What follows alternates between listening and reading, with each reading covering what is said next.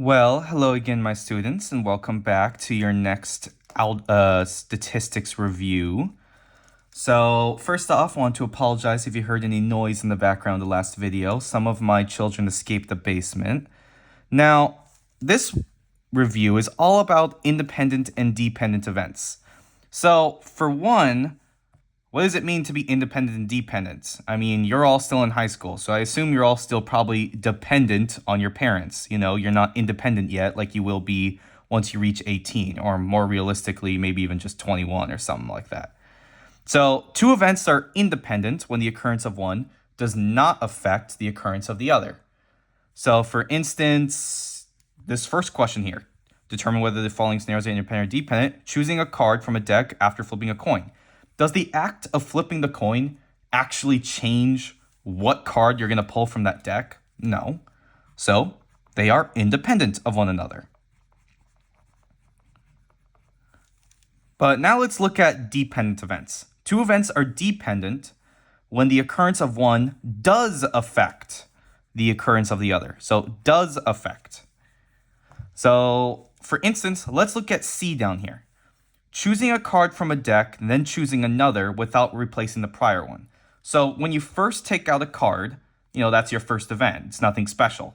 But then you don't replace that card back into the deck. So in essence, the next card you take out of that deck has a different chance, right? Because there's less cards in that deck. So that is dependent. Oh, I spelled dependent wrong. Now let's read these other ones. Rolling 2 dice, then flipping 5 coins. Again, does the act of flipping those 5 coins ever affect the dice? Or does the act of rolling the dice ever affect the coins? Or does rolling 1 die affect the chance of rolling the next die? Nope, none of it ever changes. So all those events there are independent.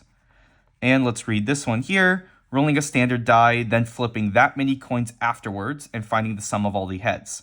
Well, let's think about it. So you roll a die. Let's say you land on, a 5, and then you flip that many coins. So you flip 5 coins and get, 5 heads.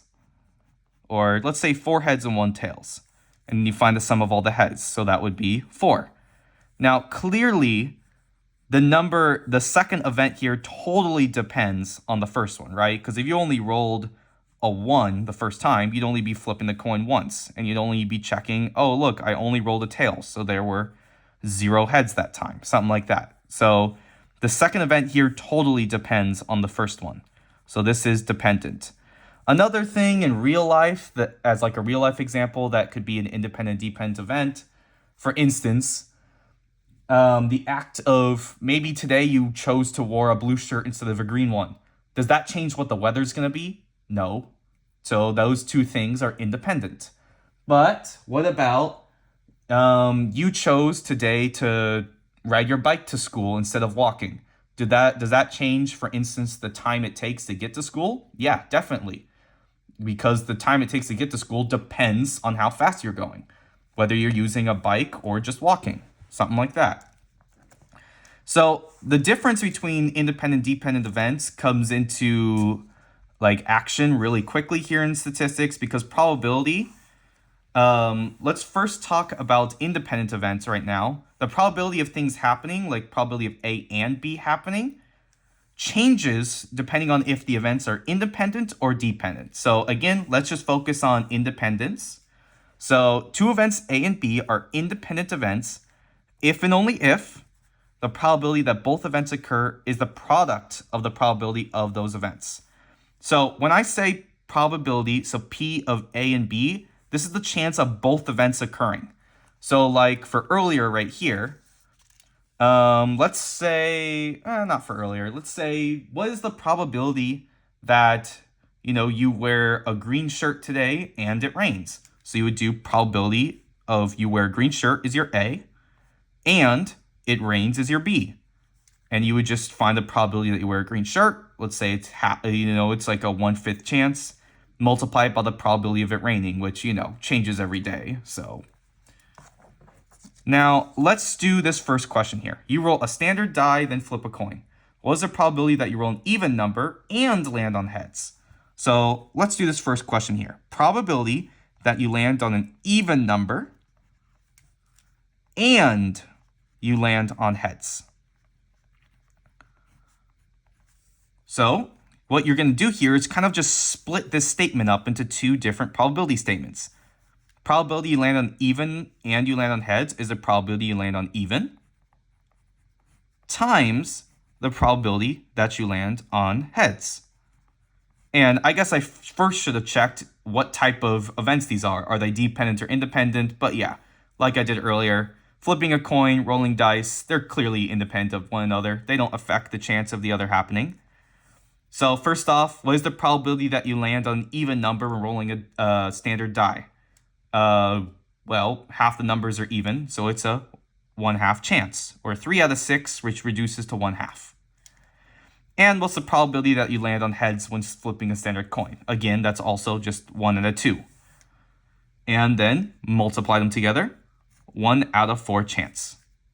Which, if you want to, you could write as a decimal, 0.25. But yeah, that's your answer here, 1 out of 4. So if you roll a standard die and then flip a coin afterwards, there's a 1 out of 4 chance that the number will be even and the coin will land on heads. Let's do the second part of this problem. What was the probability that you roll a number divisible by 3 and land on tails? So probability that you land on a number divisible by 3 and you land on tails. So just like before, that splits into two possible probabilities. Probability that your number is divisible by 3 times probability you land on tails. So let's think about this first one. Probability that your number is divisible by 3. So how many numbers on a 6-sided die are divisible by 3? Well, the number 3 and the number 6. So 2 out of the 6 options. And the probability of landing on tails is, again, 1 out of 2. So let's reduce these slightly further. So 2 out of 6 reduces to 1 out of 3 times 1/2. And then multiply them, that's 1 out of 6. So that's your answer here, which again, if you want to, you could describe as a decimal, rounds to about 0.17. So there's a 17% chance that you land on a number that's divisible by 3 on the die, and your coin lands on tails. Now, just like the last lesson, these probabilities, they can get pretty mathy. So events A and B are independent. Probability of A and B is 0.48. Probability of B is 0.8. Find the probability of A. So let's set up the equation. Probability of A and B equals probability of A times probability of B, since they're independent. Now, let's actually plug in what we know. So probability of A and B is 0.48. Probability of A, well, we don't know that. That's what we're trying to find. And then probability of B is 0.8. So it's set up like this, and then you just solve it like a normal variable. So let's divide both sides by 0.8. And we get probability of A is 0.48 divided by 0.8, which if you plug that into your calculator, you'll get 0.6. So that is how you find the probability of A, kind of like working backwards, using some basic algebra here. Now, we talked about independent events, the probability of A and B while using an independent event, but for dependent events, it's a bit different. So let's first talk about something called conditional probability. So it's written like this: probability of B, and then this little line, and then A. So this line means given. So the probability that event B occurs, given that event A has occurred, is called the conditional probability. So you read this, in my head, I read this as probability of B given A. So for instance, let's say, back to that earlier example, when you were riding your bike or walking to school, something like that. The probability that you get to school on time probably increases, right? If you ride your bike instead of walking. So the probability of getting to school on time is not independent. It's dependent on your the mode in which you get to school. So these probabilities are different. Like the probability that you get to school on time, given that you rode your bike, is probably a bigger number than the probability that you got to school on time, given that you walked, right? Because it just takes so much longer. So let's first look here. The events A and B are independent. Then probability of B given A is just equal to probability of B, since A doesn't influence the outcome of event B. So that's what we were doing before. So this equation I'm about to talk about right here works for the one on the previous page. It's just that the one on the previous page is pretty simple, because what's the probability that you land on heads after flipping or after rolling a die? Well, that doesn't change. So probability of B given A doesn't mean anything when B and A are independent. However, if two events A and B are dependent, then the probability of B given A is written like this. Probability of A and B divided by probability of A, which you can rewrite this like the equation below. And this is the one we're going to focus on mostly. And the way you rewrite it is just you multiply the probability of A over to that side. And you get this. Probability of A and B equals probability of A times probability of B given A. So the equations are very similar. So like this equation right here on the previous page, all you would do is change this probability of B to probability of B given A. So let's do this first question here. A bag contains $21 bills and $500 bills. All right, so that means there's 25 bills total. You randomly draw a bill from the bag, set it aside, and then randomly draw another bill from the bag. So find the probability that the first and second bills are both $100. Now, when you're doing a question like this in, the extra practice problems or just in the future, you always want to think to yourself, are these two events going to be independent or are they going to be dependent? So in this case, they are going to be dependent. You randomly draw a bill from the bag, set it aside, and then randomly draw another bill. Do you ever put that first bill back? No. So the chance of drawing the next bill kind of changes a bit. So let's start. So probability of, for finding probability that the first and second bills are both 100. Let's find the probability that the first bill is 100 and the second bill is 100. Again, I like to abbreviate in here because then I'm just writing too much. So probability the first bill is 100, probability the second bill is 100 equals probability that the first one is 100 times the probability that the second one is 100 given that your first one was 100. So let's see, probability that your first bill is 100. This is the easy part. I mean, there's 5 of those bills, and there's 25 bills total. So that's your first probability. Now, the probability that your second bill is 100, well, let's think about it. You have 25 bills total, and you remove the first one, and it's a $100 bill. All right, great. But then, how many are left? There's only 24 left. And how many $100 bills are left? Well, there's only 4 because you removed one from the deck or from the pile of bills. So that's the chance that your second bill is 100 given that your first one was 100. 4 out of 24. Now let's actually multiply these. So first off, I would suggest reducing these fractions. 5 over 25 is just 1 over 5.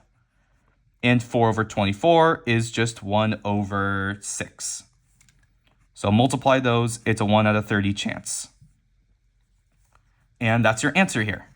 If you just would have multiplied 5 over 25 times 5 over 25, it'd be wrong. Because this, as you can see, the probability of getting your second $100 bill changes a bit because there's like literally less bills to choose from.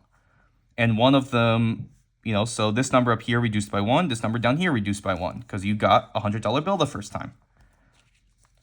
All right, now let's do the second one. A bag contains 10 red marbles and 5 blue marbles. You randomly select 3 marbles from the bag. Was a probability that all three marbles are blue when A, you replace each marble before selecting the next one, and B, you do not replace each marble before selecting the next one. So this question's kind of like one where it's independent, one where it's dependent. So let's do part A first. Probability that you get 3 blue marbles. And it's just going to be the probability that you get a blue marble times probability you get another one times probability that you get another one. Because this time it's completely independent, right? You're placing the first one you get back into the bag, so the chance never changes. So your probability of getting a blue marble is, let's see, you have 10 red and 5 blue, so there's 15 total. So it is a 5 out of 15 chance times a 5 out of 15 chance times a 5 out of 15 chance, which reduces to 1/3 times 1/3 times 1/3. So your answer here is 1 out of 27. So 1 out of 27 times, you will get all 3 marbles as being blue when you pick 3 marbles. And you are replacing them each time. Now let's do part B. This is the one where it's actually a dependent event. So probability of getting 3 blue marbles is the probability that you get a blue marble. So that part's easy. Your first one, probability of blue, it's going to be 5 over 15 again, times the probability that you get a blue marble given that your first one was blue, times the probability that you get a blue marble given that your first and second marbles were blue. So let's see. Probability of getting a blue marble first off. Easy. 5 out of 15, which is the same. Well, let's just write it as 5 out of 15 for now. Now, you do not replace that marble back into the bag. So there are only 14 marbles left. And how many of them are blue? Well, you picked out a blue marble the first time, so 4 of them. Okay? And then, let's see, you want to get another blue marble? Well, there's only 13 left, and only 3 of them are blue. So that's your math now. Those are the 3 probabilities. This is the first conditional probability, and this is the second conditional probability. So let's reduce it all, make the math a little easier for ourselves. 5 out of 15 is 1/3, times 4 out of 14 is 2 out of 7, and 3/13 doesn't reduce any. Oh wait, I can reduce the 3 and the 3 there, makes it a bit easier for myself. So the answer here is 2 out of 91. 2 times out of 91, I mean, it's a bit of a weird number, but that's still technically our probability. So yeah, the probability here, it wants us to also compare them. Now, 2 out of 91 is going to be a bit smaller than 1 out of 27. So yeah, it might be a bit different, but in the end, to compare the probabilities, you would just say which one is bigger than the other, and you would show that they are slightly different chances, right? Because if you're taking out one each time, the chance each time changes, unlike part A. All right, and lastly here, let's do a bit of these more mathy parts of this statistic stuff. So probability of A and B are dependent events. Probability of A and B is 0.7. Probability of A is 0.8. Find probability of B given A. Okay, let's set it up just like the equation above. Probability of A and B is probability of A times probability of B given A, just like the equation we've been working with. Now, it did say they're dependent here. That's why I wrote it like this. That's why on the page previous to this, I had to specify they were independent events because there's 2 different equations. Now, probability of A and B, and there's all this stuff. Let's plug in what we know. 0.7 is probability of A and B. Probability of A is 0.8 times probability of B given A. So to find probability of B given A, I just need to divide 0.8 from both sides.